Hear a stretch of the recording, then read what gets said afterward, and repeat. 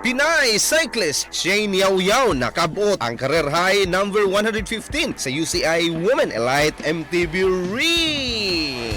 Nakaabot si Cebuana Shagne Yaoyao sa career high number 115. May kabat og 370 ka puntos si UCI, lakip ang 65 puntos gikan sa baguhay lang nga Class 1 Thailand ug Japan Cups. Diin siya mitapos sa ika-2 ug ika-4. Ang 26 anyos nga si Yaoyao miguyod sa Pilipinas ngadto sa ika-33 sa nation standing, uban ang 792 nga natigom nga puntos. Ika-4 sa Asian sunod sa Kazakhstan sa ika-27, Indonesia ika-31 ug Japan ika-32. Mitampo sab og puntos alang sa Pilipinas si Adel Pia sa ika-203 nga may 194 puntos ug Nicole Quiñones sa ika-210 nga dunay 188 puntos. Si Yaoyao ug ang uban pa nga Pilipina MTB team nangandap alang sa mga puntos si UCI aron ipadayon ang ilang pagsaka sa ranggo tungod kay nagsugod na ang qualification timeline alang sa 2028 LA Olympics.